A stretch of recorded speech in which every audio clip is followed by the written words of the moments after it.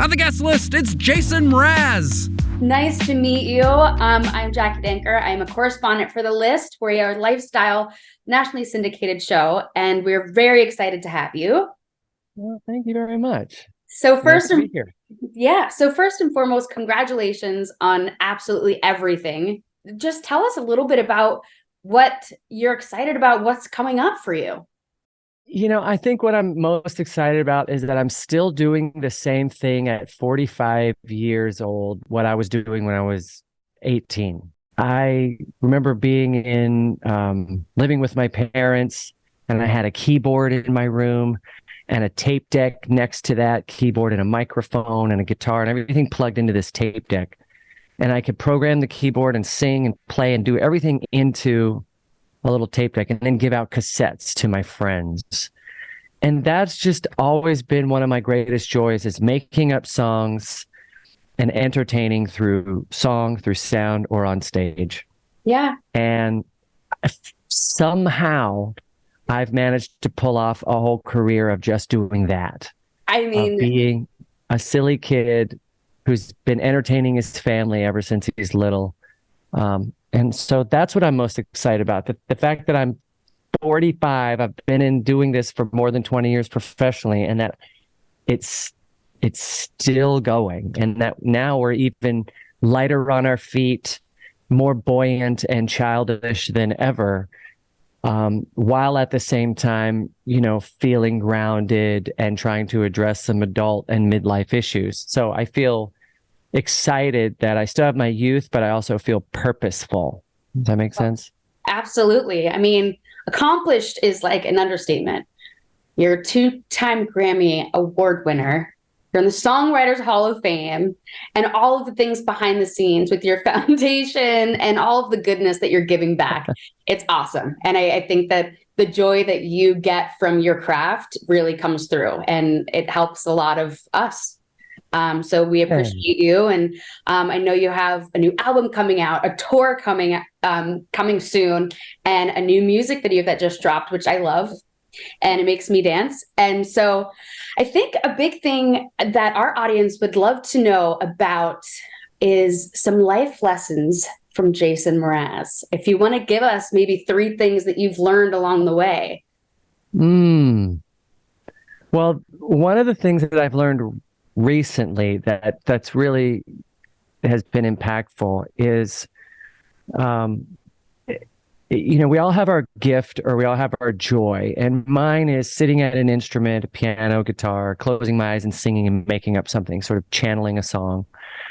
And that just, I feel like I learn, I grow, I connect with music, and then I can also apply that to my public facing stage performance or craft of songwriting. If I do anything else, and I have a lot of other hobbies and interests, whether it's even just traveling or working around the yard or organizing the garage, something like that. If I do anything else, yes, it has value, but it actually takes time away from my craft, my joy. And I say this because the busier we get in life and the more things we do, the more we potentially are diminishing our joy and our craft, right? Or our gift. We all have a gift. And I think it's our sort of responsibility to nurture that gift so we can share it with others. Yeah. And the busier I've gotten in life, I'll say that sometimes the further I've gotten away from my gift. And that was a real wake-up call for me, because I want to go out in the world and share my gift. And if my gift isn't as shiny, isn't as polished, then it's not as special. It's not as valuable. So the life lesson I'm trying to convey here is spend time with your gift. You know what it is, because it's usually the thing that you love to do and that you light up by it. And other people light up by you being lit up by it. So don't put that off for the end of the day. Don't put that off for the end of the week or even someday. Really spend time with your gift every day, because the world is a better place for it. Yeah, I love that. And a lot of times I think in life, we just go to our 9-to-5 jobs and we have this kind of like inner voice that just kind of, you should be doing this, you should be doing that. And sometimes we swat it away, but you're saying just like go towards what you love. Yeah. And then hopefully that gift going towards what you love becomes your 9 to 5 because it does have value, and it'll have value for you to help you pay your bills, and it'll have value to others in your community by the joy you will be delivering through your new 9 to 5. I love that. And so, yeah, don't diminish your gift by thinking you need to do a lot of other things first. Don't put a lampshade over your light. Yeah. Oh, I love that. Don't do that. And then, what else? There's so many things that you portray and convey to all of us. Positivity, bringing each other up, looking for the good. What do you think the importance of just keeping positive and lifting others up is? I think it's a practice. I really do. Gratitude is a practice. And you can do that by writing in a diary every day or a journal that nobody has to read, that you don't even have to read. But it's a way to get all of the short attention span theater that's going on in your mind, get it down on paper and write a list of things you're grateful for, so that as you go through the day, you're already impressed by life. You're already wowed by life, so that you can then convey wow and make an impression on others, or you can be impressed by others. It's so easy to walk through life somewhat stressed out or with our heads down, and we miss a lot of things. So I recommend a practice of gratitude, because that then you're always looking for the good. If your mind is sharp in thanks, like what can I be thankful for? And clearly I can be thankful for all of the technology and wireless communication that we have that is bringing this conversation together. Thankful for the clean air in which we're breathing right now, which is giving us life and animating this conversation. So there's so many layers of things constantly around us that we can be grateful for. And so that practice of recognizing those things really will enhance your life and how you interact with others. The minute I forget to write in my diary or forget to have gratitude, I'm not a pleasant person to be around. And I think, what's off? Like, why am I so bummed out and stressed out today? Oh, I remember. It's because I forgot to be grateful that I am alive and doing something today and being more of service. Yeah. So yeah. And then that will have an effect on others, because if you walk in the room and find something impressive about others, that's going to uplift their life, and then they'll continue to do the same thing. It's contagious. It is. Yes. It is contagious. Yes. And I saw something that really resonated with me. You did an interview, and there was somebody said, what do you take from like people saying like you're too positive? And you said, I'm not positive all the time. Like, and just Definitely. like even the most positive people get down. That really resonated with me. And it's like we see people like, oh, he must be just walking on sunshine all the time. But it's like it is a practice. It is a practice, yeah. And I honestly think that my music, my whole, I don't know, ethos of positivity out in the world is sort of an over compensating for just how maybe scared, sad, lonely I might feel inside. And that's probably all connected to some childhood trauma when my parents divorced at a young age and feeling lost. And so that gets imprinted on me as a young kid. And I turned to music as a way to connect and heal and make a big noise to be seen. And so without that practice of that gift, without practice of gratitude, I can easily turn back into that scared, lost, lonely feeling child and go to a really dark place. And life is always throwing stuff at us that could make us even more scared and feel more alone. And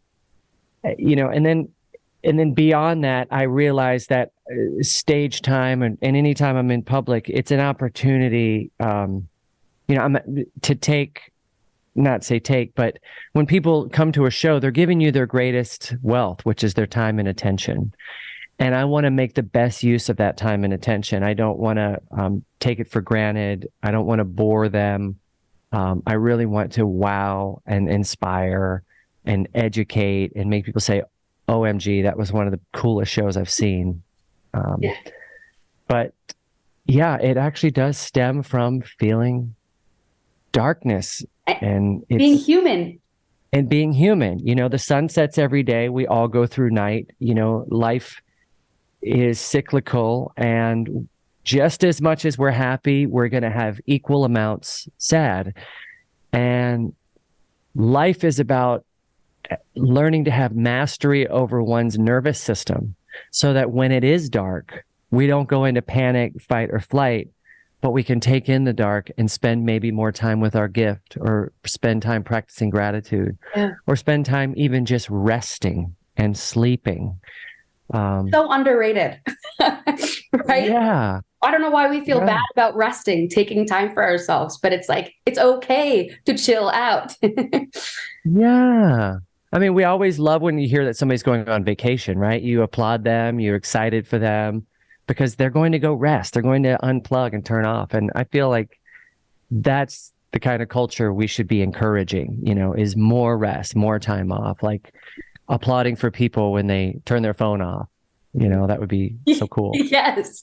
Yeah. And, you know, you said like during your shows, giving people and you giving their time and attention to each other, that can kind of go throughout every day, right? When we talk to certain people, when we talk to anybody, give your time and attention. I think that can be really nice. Put the phones away and just like listen and just be with one another, you know? Yeah. That's so nice. I'll just sit here and listen to you now for the rest of it. Okay. No, it's just you're giving me so much goodness. I'm just, you know, giving it back.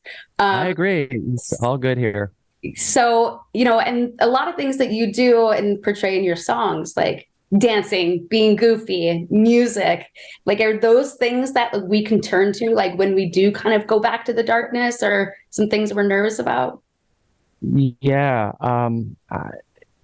You know, movement. I think movement is very helpful, and that's why I'm singing about dancing right now, because I as I've gotten older, I understand the importance of movement. You know, the less we move, the more stiff, the more aches we'll take on, the more our muscles will atrophy. And but through movement, we can work with gravity and air and circulation, and we can get our heart beating, and the motion, you know, kind of becomes the lotion that we need in our bodies. Very poetic. So, yeah. I kind of forget what your question was. That's all. That was perfect. That was just okay. Okay, great. I only have a couple minutes left with you, but I'm just curious. You have like 20 plus years of professional career, over 1,000 live performances. It's just amazing.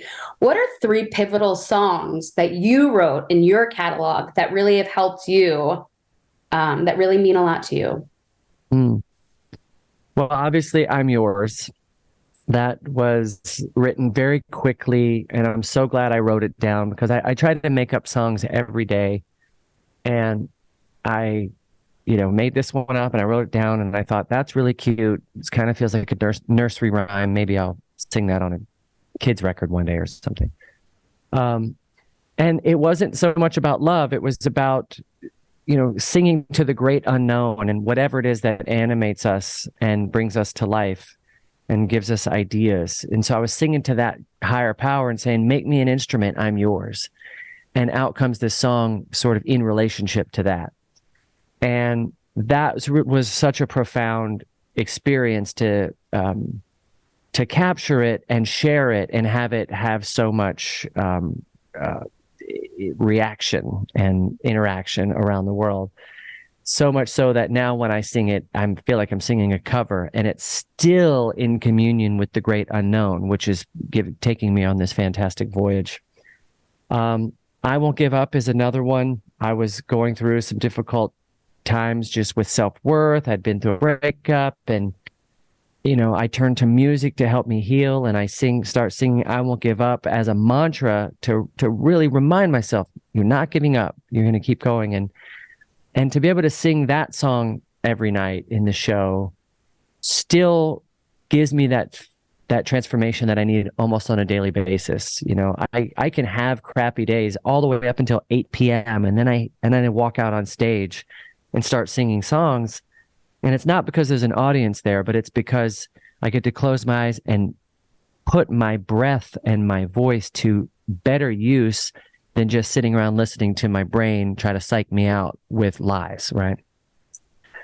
So I Won't Give Up, I'm Yours. The third one, that would be a wild card because it's always changing, and I would probably say it's it's the last song that I wrote. And I really do. I write a song at least once a week because I have a friend group that holds me accountable every Tuesday.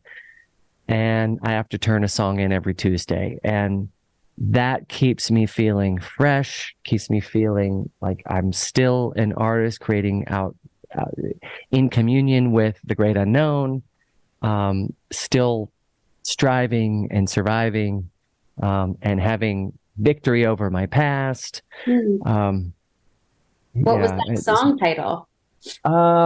Good question. The one I wrote this week, Tuesday night, was called Vicious Wishes, and it actually wasn't that great. The one prior was called Deadhead, kind of like the those who follow the Grateful Dead, and it was about how you appear in my song now. And the thing that's wonderful about songs is when I sit down, the page is blank and I don't know where it's going to go. I might have a concept or I might have a word or a phrase that I want to use. But once I get started, it takes you down, kind of like surfing a wave. You drop in and you just have to go with it, go with where the energy's taking you. You can't always, you can't stop the waves. You just have to learn how to surf. Gotta ride the wave, because You life. gotta ride it, And when you fall off, get back on. yeah, you just get back in the pose. I don't know if you do yoga, but that's what they tell you. Like if you fall out of the pose, don't make a big deal about it. Just put yourself back in the pose.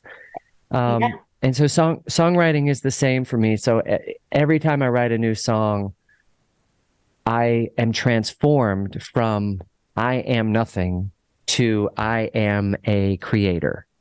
And those are two very different feelings, and they can happen, within seconds.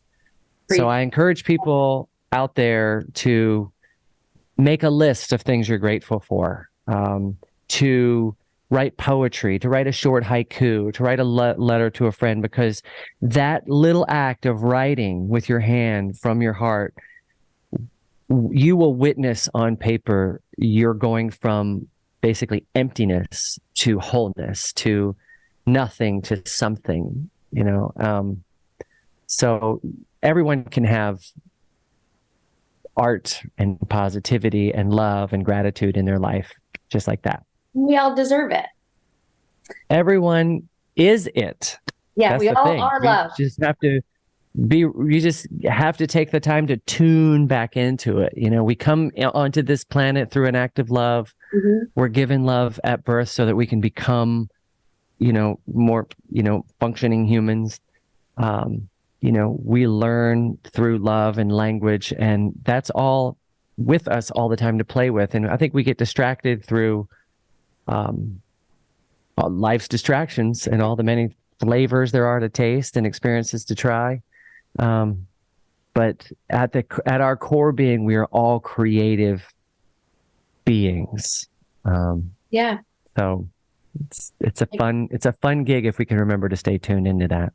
Awesome. Well, thank you so much. Congratulations on everything before and upcoming, and with everything at Mraz, your farms and your live rooms got me through the pandemic, and just keep spreading the love. Thanks. So thank you so much, and can't wait to see you when you come across the country. Yeah, I'll be bringing all my friends along. We have a very big show, myself and the super band, old songs, new songs, and probably some dance moves in there somewhere. I'm sure we'll all be dancing too. Thank you so much, Yeah. Jason. Thank you, Jackie.